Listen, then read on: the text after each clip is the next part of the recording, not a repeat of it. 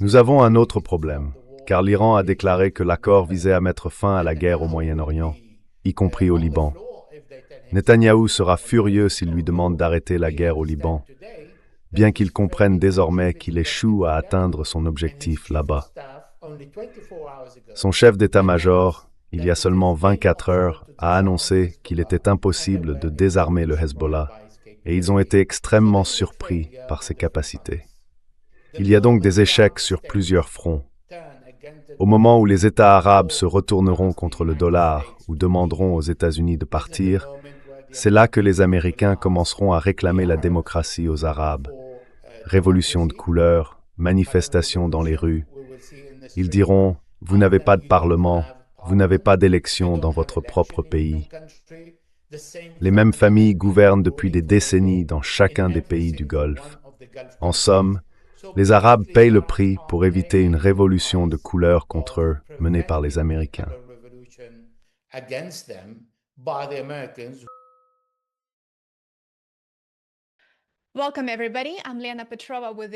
Bienvenue à tous, je suis Lena Petrova et je vous présente un nouvel épisode du podcast World Affairs in Context. Aujourd'hui, j'ai le grand plaisir d'accueillir dans l'émission Elijah Magnier.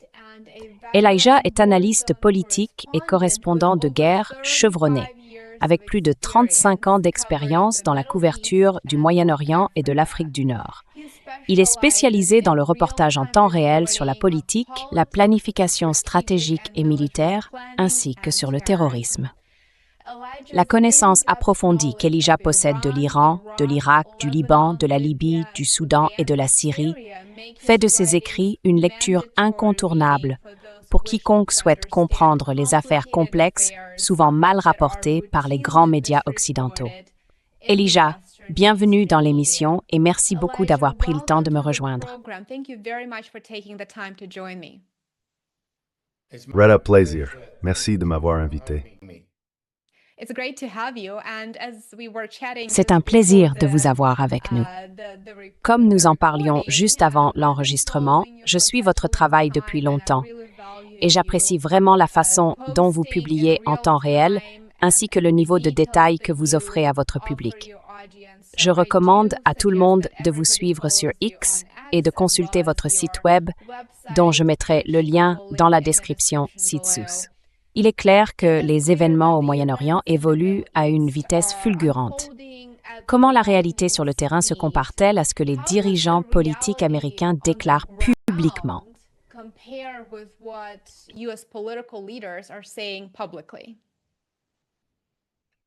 Il y a une énorme différence entre ce qui est dit publiquement et la manière dont les Iraniens le vivent réellement. D'un côté, les Américains affirment avoir tout détruit en Iran. Les Israéliens prétendent avoir anéanti entre 70 et 90% des capacités de missiles iraniennes, avoir pulvérisé le programme nucléaire, complètement détruit la marine, et que leur objectif, dès le premier jour, était un changement de régime. Puis ils ont changé de discours, en disant que finalement, ils ne voulaient pas de changement de régime. Mais à ce moment-là, ils parlaient déjà comme si le régime avait changé. Ils disent qu'il y a de nouvelles personnes à la tête du pays, et nous ne savons pas à qui nous parlons. Nous sommes censés négocier avec les dirigeants iraniens, les véritables décideurs, mais nous ne savons même pas qui il reste.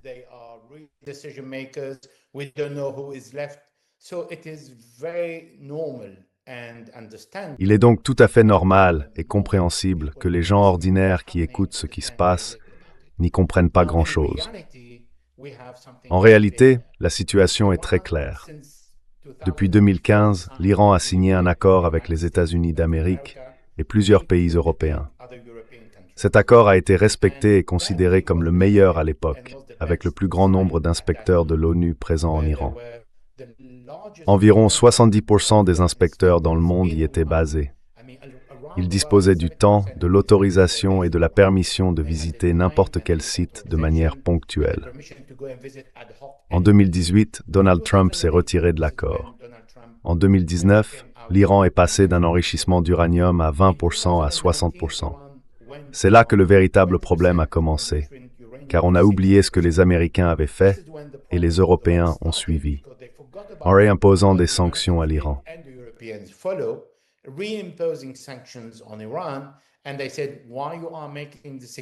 Et ils ont dit, pourquoi enrichissez-vous à 60%? Ils ne regardent pas vraiment ou ne veulent pas regarder les conséquences. Lorsque Donald Trump est arrivé au début de juin 2025, à la suite de la guerre israélienne qui avait détruit plusieurs sites en Iran, il a déclaré « Nous avons anéanti le programme nucléaire ». Donc s'il a anéanti le programme nucléaire, pourquoi dit-il « Je ne veux pas que l'Iran fabrique une bombe ». C'est intéressant, car les Américains et les Israéliens disaient que l'Iran pouvait fabriquer 11 bombes en quelques semaines, ou en quelques mois, disons, pour prendre l'estimation la plus longue. Ainsi, entre juin et février, lorsque les Américains et les Israéliens ont déclenché une autre guerre, l'Iran aurait pu fabriquer 11 bombes.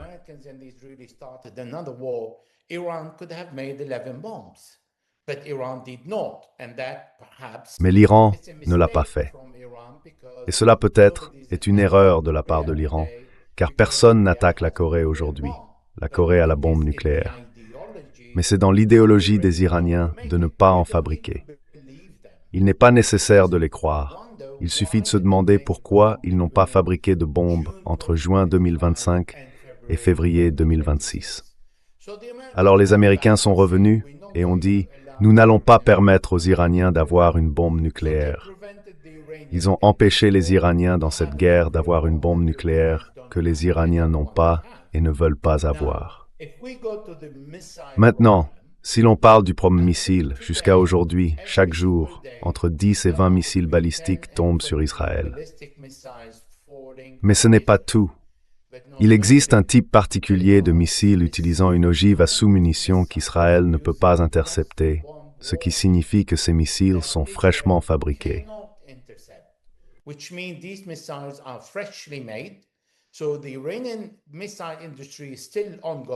Ainsi, l'industrie iranienne des missiles est toujours en activité, ce qui est exactement comme le Hezbollah au Liban, car eux aussi tirent des drones fraîchement fabriqués. Cela signifie que tout ce que les Israéliens disent à leur propre population est un mensonge, et ce que les Américains disent au public est encore une fois un mensonge. Maintenant, Donald Trump dit aux Iraniens, en pleine guerre, « Si vous n'ouvrez pas le détroit d'Ormuz, nous allons débarquer sur votre territoire. » La différence ici, c'est que l'Iran mène une guerre d'usure, et que Donald Trump et son équipe n'ont pas compris qu'on ne peut pas tenter d'imposer des conditions à un pays en temps de guerre comme l'Iran, où la population est devenue complètement insensible aux conséquences et aux pertes.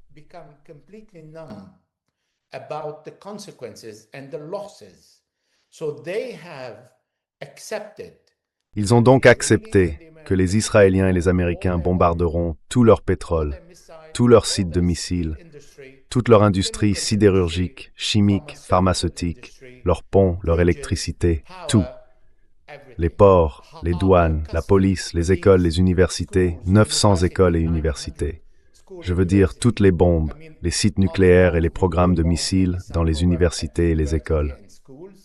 Leur discours devient donc un peu ridicule maintenant, alors qu'ils essaient de convaincre un monde qui ne l'est pas, parce que le début de cette guerre est illégal et que l'Iran ne représentait aucun danger pour la sécurité nationale des États-Unis. En fait, ce que le secrétaire Rubio nous a dit, c'est que les Américains sont entrés en guerre uniquement parce que les Israéliens allaient le faire. Les Américains sont donc allés en guerre uniquement parce qu'ils ont été entraînés par Israël, sans objectif clair.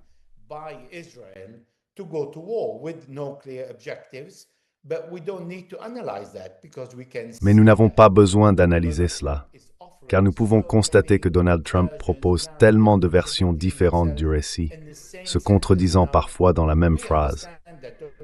Nous comprenons désormais que Donald Trump ne dispose pas de plus de 200 mots dans tout son vocabulaire. Cependant, la contradiction entre ce qui est censé être des objectifs stratégiques est si frappante que ni les Américains ni le reste du monde ne comprennent ce qu'il veut, à part l'Iran qui ne s'en soucie guère. Il dit « Vous pouvez arrêter la guerre. Nous ne l'arrêtons pas parce que nous voulons un accord qui ne vous permette pas de déclencher une troisième guerre quand vous le souhaitez avec les Israéliens. Voilà le problème et le dilemme. Qui va faire descendre Donald Trump de son arbre?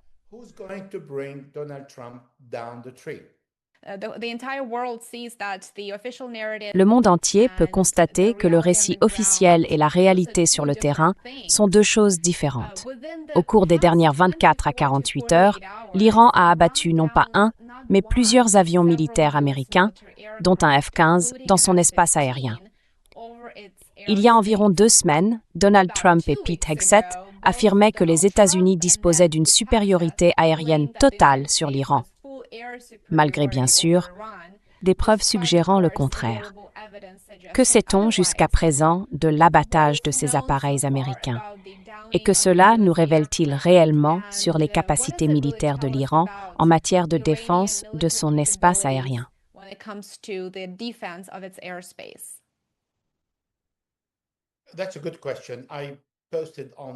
C'est une bonne question. J'ai publié quelque chose sur les réseaux sociaux dont les gens se sont plaints parce que c'était trop technique. Alors je vais utiliser un langage plus simple. Normalement, lorsqu'un pays combat un autre, qui dispose d'une supériorité en matière de puissance aérienne et de guerre électronique, il doit trouver un moyen de préserver une partie de ses ressources. Laisser les radars allumés et balayer le ciel à la recherche d'avions et de cibles rend ces radars extrêmement vulnérables, même à très longue distance. Les Américains et les Israéliens peuvent neutraliser ces radars depuis l'Irak ou le Koweït. Ils n'ont pas besoin de s'approcher beaucoup.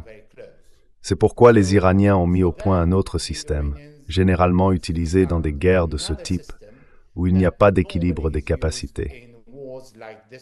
Les Iraniens éteindraient donc tous leurs radars.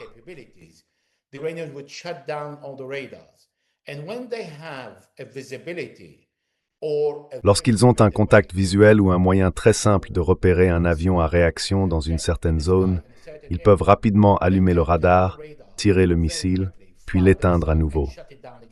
Le missile possède une ogive avec son propre système de guidage. Il n'utilise peut-être pas le GPS, puisque c'est américain, mais il pourrait s'appuyer sur des satellites chinois, indiens ou russes. Le missile reçoit les informations, verrouille la cible, puis coupe son signal.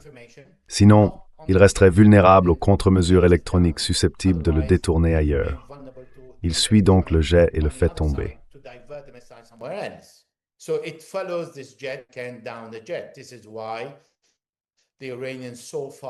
C'est pourquoi les Iraniens, jusqu'à présent, selon les Américains, ont abattu entre 7 et 9 avions, ainsi que de nombreux drones, dont certains très coûteux. Cette guerre revient très cher aux Américains, et ils ne disent plus « Nous dominons le ciel au-dessus de l'Iran ». Ce récit est apparu lorsqu'ils ont compris que le système n'était ni nouveau ni innovant, mais qu'il fonctionnait. Ils ne pensaient pas que l'Iran gardait en réserve une partie de ses moyens pour tendre une embuscade à ses avions. C'est ce qu'on appelle tendre une embuscade à la force aérienne ennemie. Et comme les Iraniens utilisent cette tactique avec efficacité, ils sont capables d'abattre des drones et des avions à très haute altitude, même ceux dotés de fortes capacités de manœuvre, puisque les drones, en réalité, manœuvrent très peu.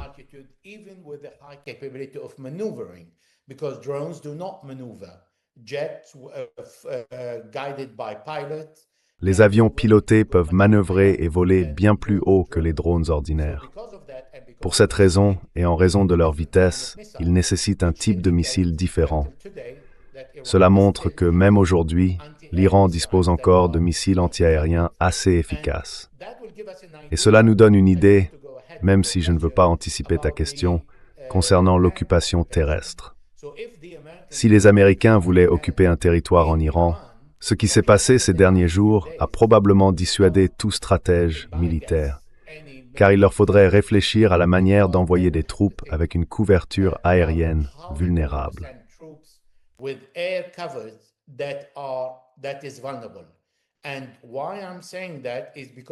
Et la raison pour laquelle je dis cela, c'est à cause de l'A-10 que les Iraniens ont également abattu, juste après le F-15E et les hélicoptères, dans la même zone du détroit d'Ormuz où les Américains prévoient de débarquer. Maintenant, il est fort probable qu'ils ne vont pas atterrir sur l'île de Keshm. Ils pourraient faire ce qui a été fait pendant la Seconde Guerre mondiale. Lorsque tout le monde a été amené à croire que le débarquement aurait lieu au Pas-de-Calais, alors qu'il a en réalité eu lieu en Normandie. Donc c'est possible, mais nous ne discutons pas maintenant du lieu, de la manière ou de la question de savoir si Keshm sera l'objectif ou non.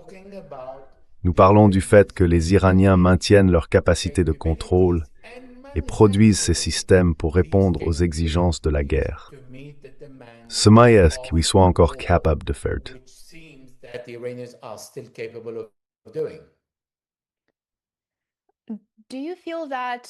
Penses-tu que l'abattage du F-15E et de plusieurs autres appareils pousserait réellement l'administration Trump à vouloir intensifier le conflit avant même d'envisager une invasion terrestre?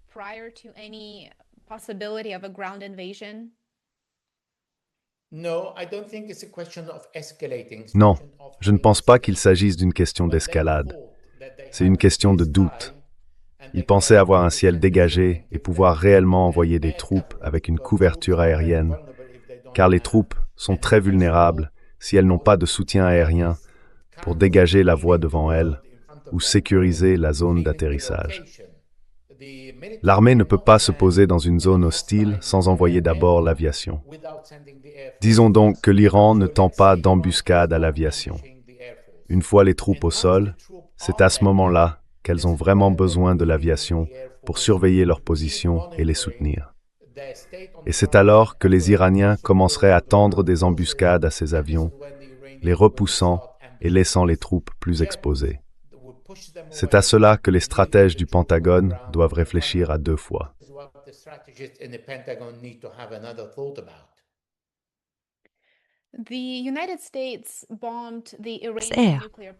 Les États-Unis ont bombardé la centrale nucléaire iranienne, qui est une installation civile située à Bushehr. Et ce n'était pas la première fois. C'était la 4e tentative délibérée de frapper une centrale nucléaire. Selon l'article 56 des Conventions de Genève, il est interdit d'attaquer des centrales de production nucléaire, car une telle attaque pourrait libérer des radiations et entraîner de lourdes pertes civiles. Vous avez déjà couvert de nombreux conflits et guerres au Moyen-Orient. Pensez-vous que la guerre en Iran atteint un point où ses conséquences pourraient ne plus être maîtrisées, puisqu'il semble que tout soit envisageable du côté des États-Unis et d'Israël?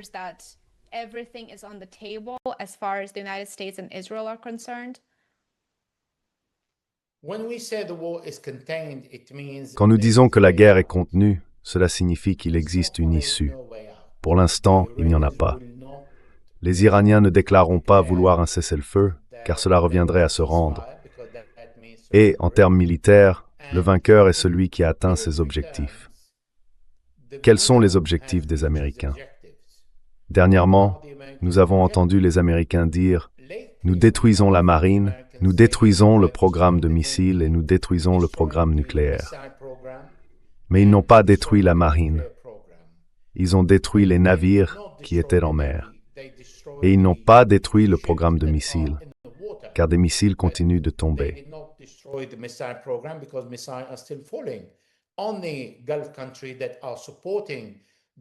Seuls les pays du Golfe qui soutiennent les États-Unis, et selon l'article 3314 de l'ONU, l'Iran a le droit de bombarder ces pays s'ils apportent un soutien logistique aux Américains. Et ils fournissent effectivement ce soutien, y compris des plateformes, et vont même jusqu'à défendre les bases américaines en utilisant leur propre système de missiles intercepteurs. Cela signifie donc que l'objectif de détruire le système de missiles iranien n'a pas été atteint. Et tuer quelqu'un comme Saïd Ali Khamenei ou 50 dirigeants, nous avons observé quelque chose de différent dans cette guerre par rapport à celle de juin 2025. À l'époque, il avait fallu 18 heures à l'Iran pour lancer le premier missile.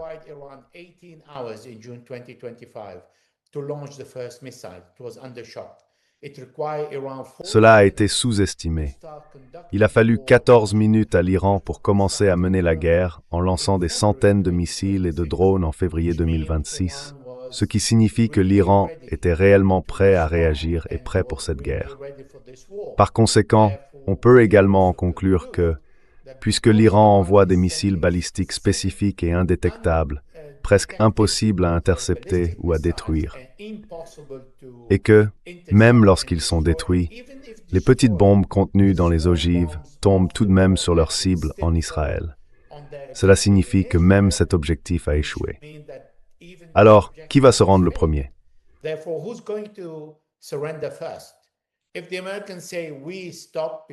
Si les Américains disent « nous allons arrêter parce que nous avons atteint nos objectifs », les Iraniens ne le feront pas. Les Iraniens veulent une compensation.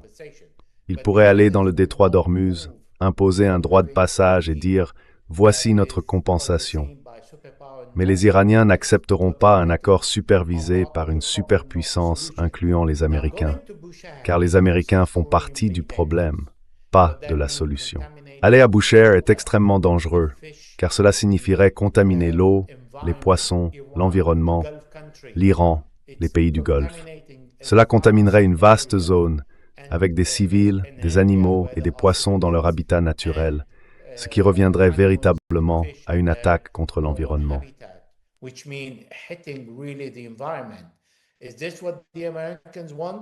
Est-ce vraiment ce que veulent les Américains?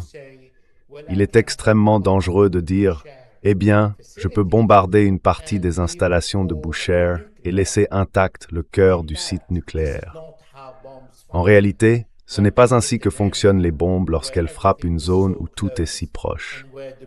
Les débris peuvent atteindre une section qui n'était pas censée exploser et provoquer une autre forme de Tchernobyl. C'est une véritable possibilité. C'est pour cette raison que les Russes se sont retirés et qu'ils continuent d'évacuer des centaines de leurs employés, car ils estiment qu'il est impossible de contenir les Israéliens et les Américains dans cette guerre, et que la possibilité de bombarder l'installation nucléaire de Bushehr reste toujours envisagée.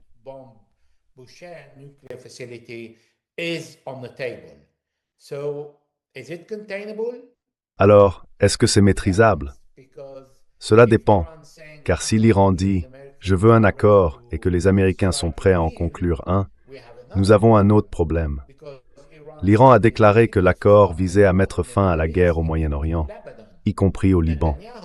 Netanyahou sera furieux si on lui demande d'arrêter la guerre au Liban, bien qu'il comprenne désormais qu'il échoue à atteindre son objectif là-bas. Son chef d'état-major, il y a seulement 24 heures, a annoncé qu'il était impossible de désarmer le Hezbollah. Et ils ont été extrêmement surpris par ses capacités. Il y a donc un échec sur plusieurs fronts.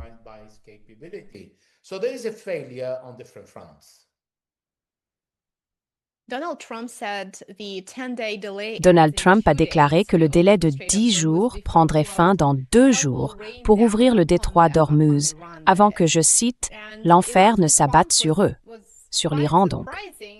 La réponse de l'Iran a bien sûr surpris Washington, car Téhéran a répondu « Ormuz ne s'ouvrira pas pour vous. Nous attendons ». Une fois encore, l'Iran mène une guerre existentielle et affirme clairement qu'il ne se rendra pas. Mais ensuite, le dimanche de Pâques, Trump a publié sans doute la déclaration la plus choquante à ce jour. Et cela veut dire beaucoup. Il a menacé l'Iran en disant qu'il vivrait en enfer. Il a dit bien d'autres choses que je vais simplement afficher à l'écran pour nos téléspectateurs qui ne les auraient pas encore vues. Je dois dire qu'une personne qui maîtrise la situation est très peu susceptible de publier un message de ce genre sur les réseaux sociaux, surtout un dimanche de Pâques. Quelle est votre interprétation de ces menaces et de cette communication agressive à la veille d'une nouvelle semaine qui conduit généralement à davantage d'escalade et de nouvelles menaces en provenance de la Maison-Blanche?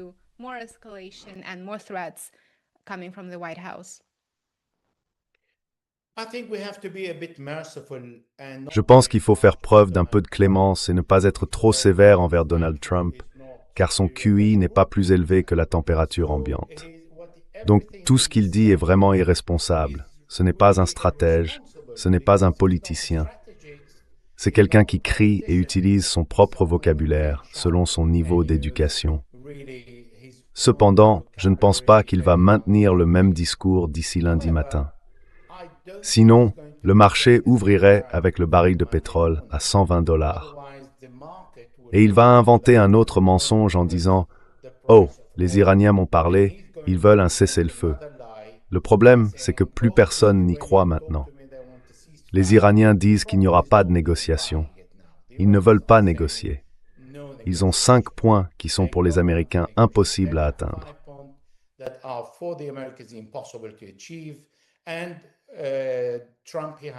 Et Trump, lui, a 15 points que les Iraniens ne peuvent absolument pas atteindre. Il n'y a même pas de terrain d'entente sur l'un des 5 premiers points pour commencer, car les négociateurs, et je connais bien cela, cherchent d'abord là où il existe un point commun entre les deux parties, ne serait-ce qu'un seul. Ensuite, ils réunissent les deux camps et disent « D'accord, nous sommes d'accord sur un point, commençons à négocier. » Eh bien, ici, il y a un désaccord total sur tous les points des deux côtés. Alors quand il dit qu'il va déclencher l'enfer, que pensez-vous que l'Iran vit aujourd'hui? Il est déjà dans une situation où la chaleur est devenue la norme. Ils ressentent ce que font les Israéliens et les Américains, mais ils ressentent aussi leurs propres limites.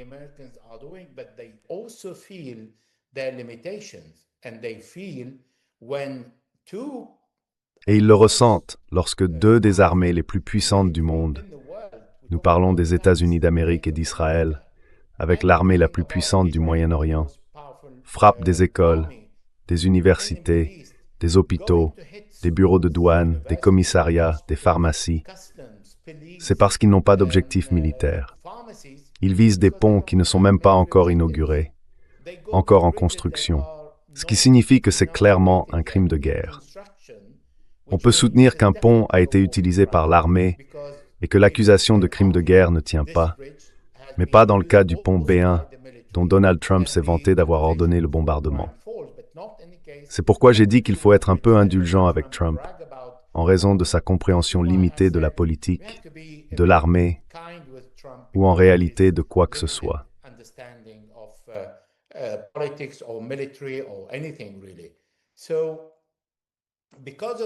Donc, à cause de cela, je pense que Trump ne fera rien face à la menace, car les Iraniens ont déjà répondu. Tout le Moyen-Orient plongerait dans le noir. Et ils peuvent, les Iraniens, détruire les centrales électriques de chaque pays du Moyen-Orient.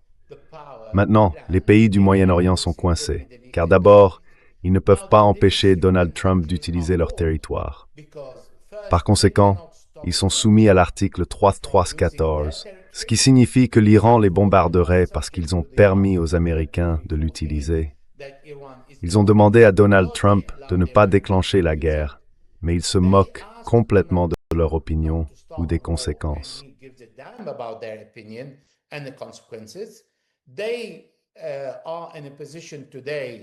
Ils se trouvent maintenant dans une situation où ils estiment que les bases américaines sont un handicap et un fardeau, responsables de toutes ces destructions, alors qu'elles n'ont rien à voir avec la guerre. Selon le New York Times, les Saoudiens ont en réalité fait pression sur Trump pour qu'il la poursuive. Ils ne veulent pas que l'Iran en sorte victorieux. Et ils savent que l'Iran ne se rendra pas tant que les bombardements continueront. Alors, que font-ils? Eh bien, la solution la plus simple serait de demander aux Américains de quitter le Moyen-Orient et d'arrêter, mais ils n'ont pas le courage de le faire. C'est pourquoi ils devront subir une panne générale si les centrales énergétiques iraniennes sont bombardées. L'Iran est extrêmement sérieux à ce sujet.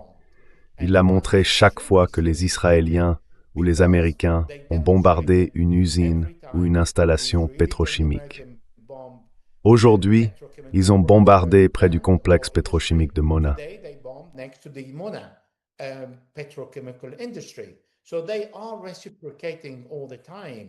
Donc, ils ripostent en permanence. Ils tirent plus ou moins sur les mêmes cibles que celles bombardées par les Américains et les Israéliens. Mais bien sûr, ils n'ont pas commencé par les universités, les hôpitaux ou les écoles. Certaines cibles, oui, ont été touchées par les Iraniens. Alors, que va faire Donald Trump maintenant, s'il se montre vraiment aussi indifférent envers les Arabes qui lui ont offert des milliers de milliards de dollars pour se protéger de lui? Ils ont désormais découvert qu'ils paient le prix d'avoir des bases américaines et ils en subiront les conséquences si Trump met sa menace à exécution. Ce que je ne pense pas qu'il fera. Du moins, pas lundi.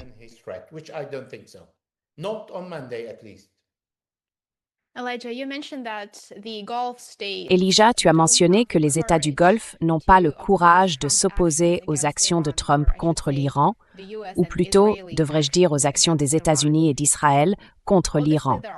Il est évident qu'il existe des liens financiers, d'investissement et politiques entre les parties qui les amènent encore, en quelque sorte, à rester là, silencieux, et à subir les représailles de l'Iran pour avoir des bases militaires américaines. Bien qu'il devienne clair que la voie la plus rationnelle à suivre pour les États du Golfe est de développer leur propre architecture de sécurité, une qui prenne en compte les intérêts de sécurité de l'Iran autant que les leurs.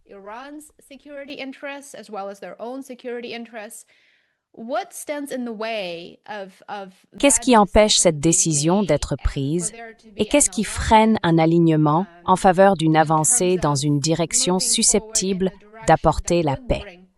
Une direction qui permettrait d'élaborer une architecture politique commune, tenant compte des intérêts de sécurité de toutes les parties concernées, plutôt que de poursuivre dans le scénario actuel où les bases militaires américaines ne sont plus des atouts, mais des passifs, comme vous l'avez mentionné?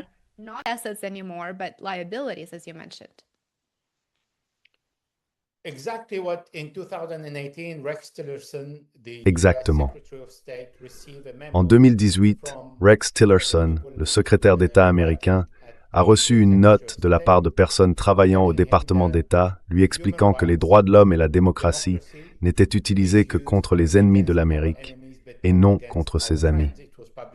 Elle a été publiée par Politico en 2018.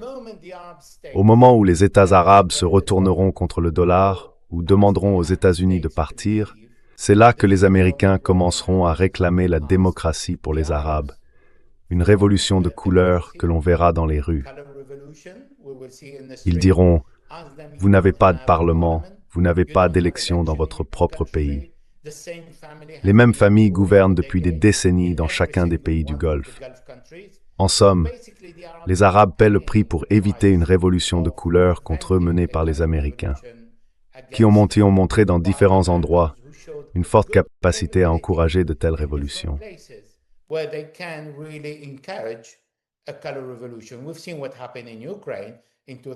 Nous avons vu ce qui s'est passé en Ukraine en 2014, c'est l'exemple le plus récent, sans remonter trop loin dans l'histoire.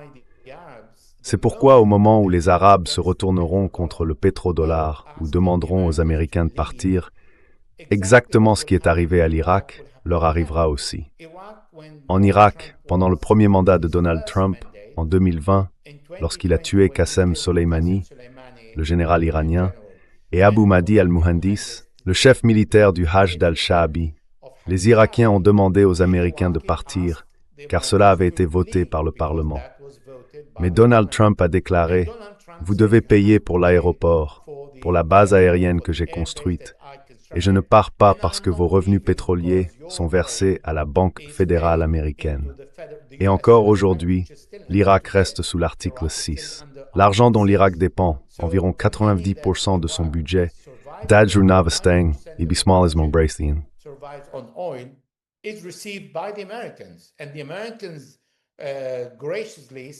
Et les Américains l'envoient gracieusement aux Irakiens. Ils leur envoient leur propre argent. Ainsi, l'argent irakien retourne en Irak. À cause de cela, les Américains, qui ont le contrôle, peuvent réellement imposer des conditions aux pays qui ne sont pas disposés à se battre. Mais l'Irak, désormais, est prêt à se battre. L'Irak est différent, car la majorité est prête à se battre, tandis que la minorité au Kurdistan ne l'est pas. C'est pourquoi les Américains ont choisi de rester à Erbil, au Kurdistan, en Irak. Ainsi, les pays arabes subiront de graves conséquences inconnues selon la manière dont Donald Trump, en particulier Donald Trump, pourrait réagir à leur demande de départ.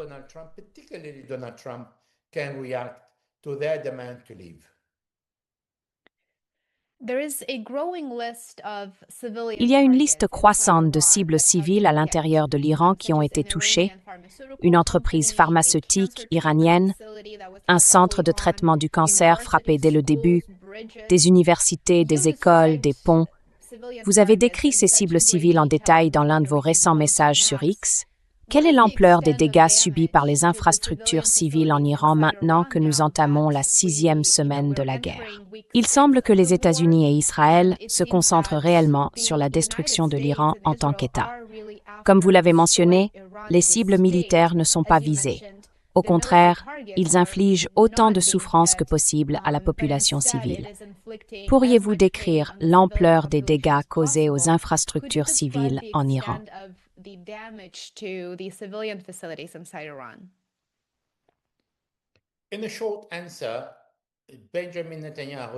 En résumé, Benjamin Netanyahou n'a pas menti au tout début de la guerre. Il a déclaré « Nous allons préparer le terrain pour un changement de régime et nous allons infliger des dommages très profonds à l'État iranien. » Et ces dommages profonds signifient la destruction de chaque élément d'infrastructure civile, car l'armée est très facile à reconstruire et à réorganiser. L'Iran est sous sanctions depuis 47 ans, depuis que Jimmy Carter a imposé les premières en 1980. Donc, aller détruire les aciéries, les usines pétrochimiques, la production de médicaments, tout, revient réellement à nuire à la population. Parce que voyez-vous, d'après mon expérience en Iran et dans d'autres pays en guerre, les gens ne se soulèvent pas en temps de guerre.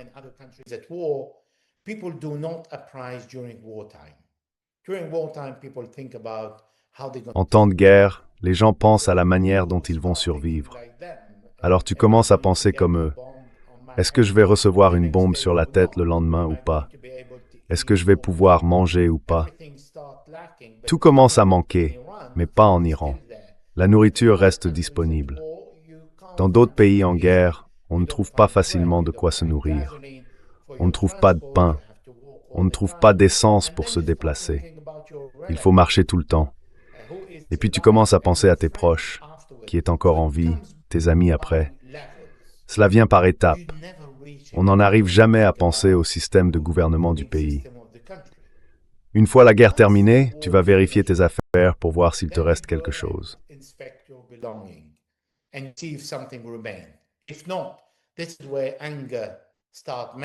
Sinon, c'est là que la colère commence à se manifester. Ensuite, le gouvernement vient te parler en disant « Je vais reconstruire, et en attendant, je vais te loger quelque part. » Cela apaise les choses. Mais si je me souviens bien, pendant la guerre Iran-Irak, Hachemi Rafsanjani était président à ce moment-là, et il a perdu l'élection après la guerre. Charles de Gaulle a perdu l'élection après la Seconde Guerre mondiale, même s'il était le chef de la résistance française. Winston Churchill aussi. De Gaulle a été élu plus tard, mais tous ceux qui ont vécu la guerre, les gens ne veulent pas des mêmes figures et décideurs, car ils leur rappellent la guerre d'une manière ou d'une autre.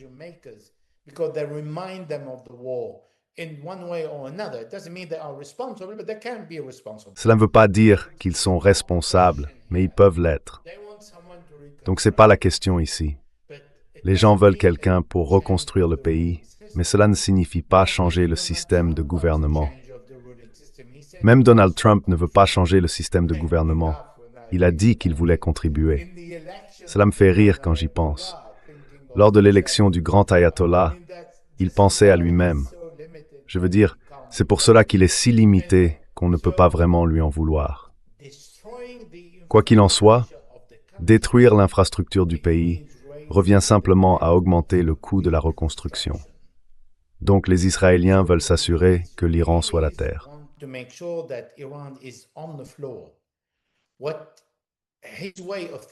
Ce qui est si problématique dans sa façon de penser, c'est que l'Iran dispose de tant de ressources. Et la dernière ressource issue de cette guerre, c'est le détroit d'Ormuz et les droits de passage sur le détroit d'Ormuz. L'Iran peut percevoir entre 70 et 80 milliards de dollars par an, bien plus que ce qu'il tire de la vente de son pétrole, grâce à Donald Trump et Benjamin Netanyahou. Vous voyez, l'Iran a signé la CNUDM, la Convention sur le droit de la mer pour le passage maritime, mais ne l'a pas ratifiée. En ne la ratifiant pas, cela signifie qu'il n'a pas approuvé le passage des navires et des pétroliers sans frais. Oman, lui, l'a fait. Après 1982, oui, dans les années 90, Oman a signé la ratification.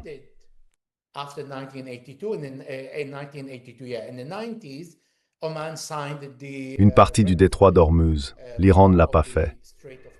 Alors maintenant, l'Iran demande des frais et dit « Je veux des frais pour la traversée », un peu comme pour le Bosphore. Pas comme le canal de Suez, car c'est un canal artificiel. Mais pour le Bosphore, les Turcs ont trouvé une solution en disant « Nous escortons, nous offrons des services », tandis que l'Iran peut trouver 100 excuses et dire au bout du compte « Nous voulons nos frais ». Maintenant, avec tout le pétrole, le gaz et les minerais de l'Iran, il est possible de reconstruire le pays sans avoir besoin d'emprunter nulle part. S'ils demandent à la Chine de venir reconstruire uniquement la partie civile, en moins d'un an, les Chinois feraient des merveilles en Iran et ils recevraient du pétrole en échange.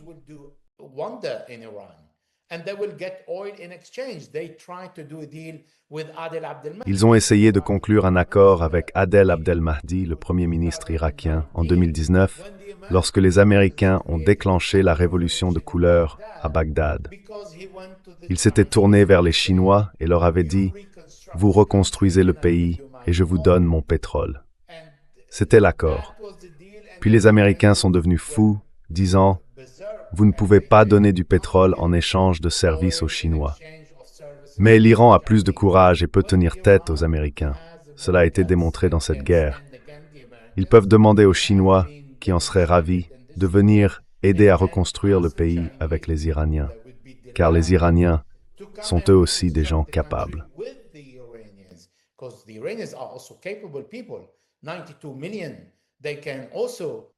92 millions. Ils peuvent aussi continuer à faire ce qu'ils font depuis 47 ans. Je ne vois dans cette destruction rien d'autre que la véritable nature de Donald Trump et de Benjamin Netanyahou. Commettre des crimes de guerre et des crimes contre l'humanité de manière si claire, si ouverte, devant le monde entier. Ils disent « Voici ce que nous bombardons et voici ce que nous allons bombarder », rejetant en somme le droit international et ne respectant aucune règle qui les empêche de viser des civils. Mais cela ne veut pas dire que nous devrions renoncer au droit international simplement parce que nous avons de tels exemples.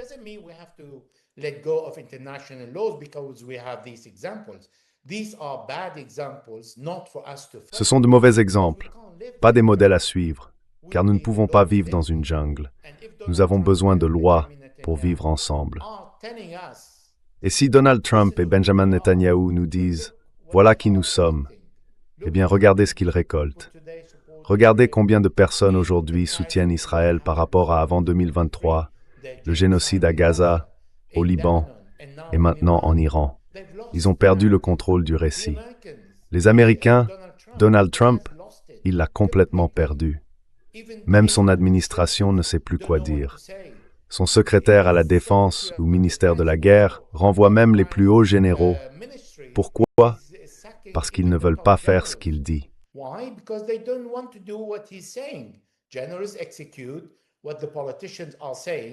Les généraux exécutent ce que les politiciens demandent dans la mesure du raisonnable, pas lorsque cela met en danger la vie des civils et celle des Américains. L'administration américaine veut que l'armée fasse des choses qu'aucun esprit militaire n'accepterait, des choses qui mettraient en péril la vie des soldats et des militaires américains. C'est pourquoi nous voyons un grand nombre de hauts généraux renvoyés du Pentagone pour une raison. C'est le signe que les gens en Amérique, surtout dans l'armée, ont encore une certaine base morale, car même en temps de guerre, il existe un terrain moral sur lequel se tenir. On ne combat pas son ennemi en étant immoral, sans faire preuve de la moindre clémence, comme l'a dit Hex.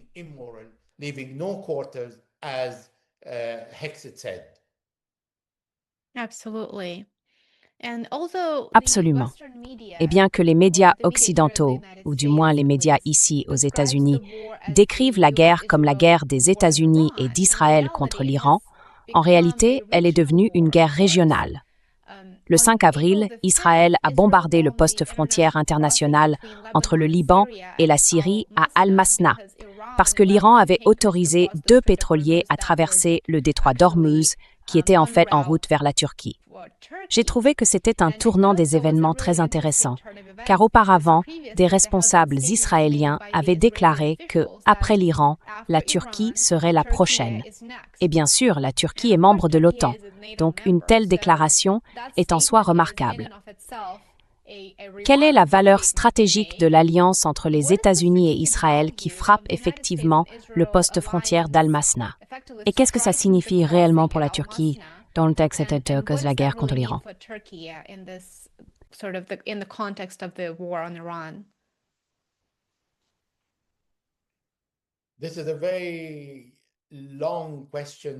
C'est une question très longue, et y répondre en détail prendrait du temps. Donc je vais essayer d'être aussi bref que possible. Tout d'abord, il n'y a pas vraiment d'intérêt pour les Américains à s'aligner sur les Israéliens, de manière générale, car Israël poursuit un objectif différent de celui des États-Unis. En théorie, les Américains devraient agir selon leurs propres intérêts de sécurité nationale, et non selon les souhaits d'une personne en Israël qui veut être réélue avant octobre 2026 comme Premier ministre, qui fait face à 3 affaires de corruption et qui cherche désespérément à être réélu pour échapper à la justice. Pour les Israéliens, en février 2022, lors de la visite du Premier ministre indien Modi, Benjamin Netanyahou a déclaré « Je mène une guerre contre les extrémistes chiites et ensuite viendront les extrémistes sunnites. »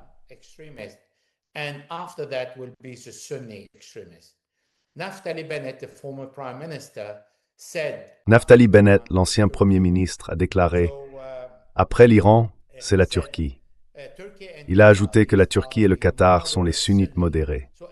Ainsi, tout le monde s'est tourné vers la Turquie. Pourquoi? Parce que la Turquie est le seul concurrent aux yeux d'Israël, non pas aux yeux de la Turquie, mais aux yeux d'Israël, dans différentes régions du Moyen-Orient, en particulier en Syrie et parmi les pays du Golfe. Si aujourd'hui, les pays arabes sont mécontents, en colère et un peu lassés des Américains parce qu'ils les considèrent comme un fardeau et estiment ne pas avoir été protégés, ils feront certainement appel à la Turquie pour venir les soutenir et établir des bases au Moyen-Orient. Ils savent que la Turquie entretient de bonnes relations avec l'Iran et que les Iraniens et les Turcs s'entendent sur de nombreux fronts. Ils se soutiennent mutuellement et peuvent obtenir des relations avec moi online. They have interest in Azerbaijan, in Armenia. They have passages between countries. Ils disposent de passages entre les pays.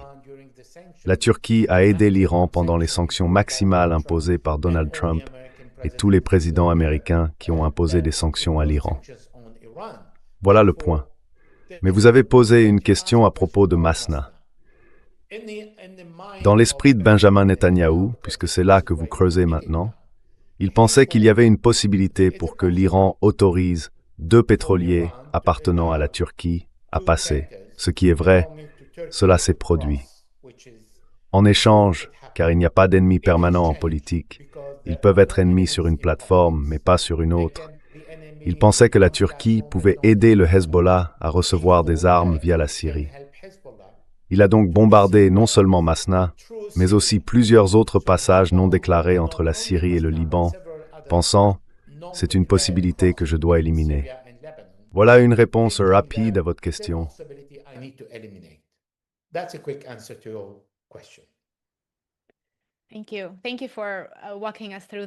Merci.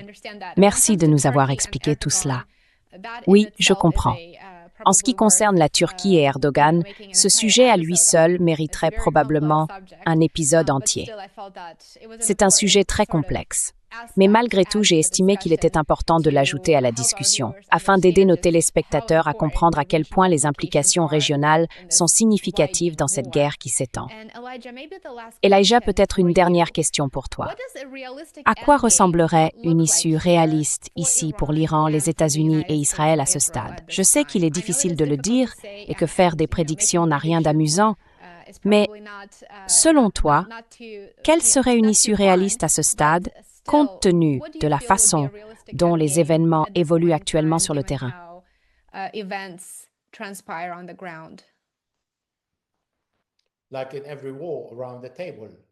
Comme dans toute guerre, autour de la table, les Américains peuvent dire « j'en ai assez », comme ils l'ont dit avec Ansarullah au Yémen. Après un mois, ils ont dit « j'abandonne, je m'en vais ». Mais cette fois, les Iraniens ne les laisseront pas partir.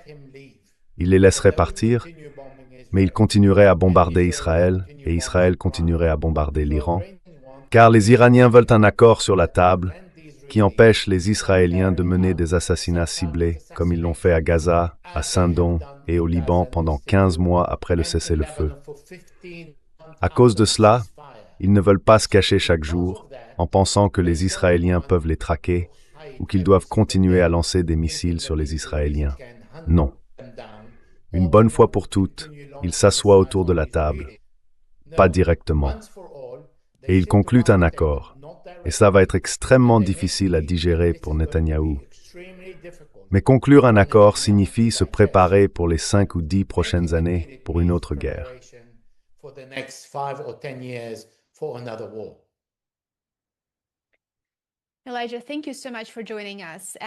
Elijah, merci beaucoup d'avoir été avec nous. J'espère que tu reviendras pour un autre épisode.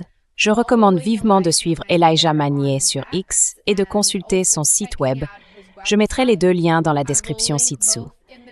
Elijah publie des articles tous les jours et il y a toujours quelque chose de nouveau et d'intéressant à lire.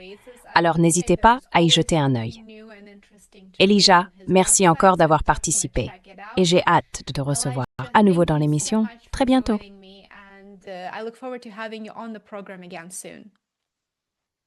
Merci, ce fut un plaisir. Merci de m'avoir invité.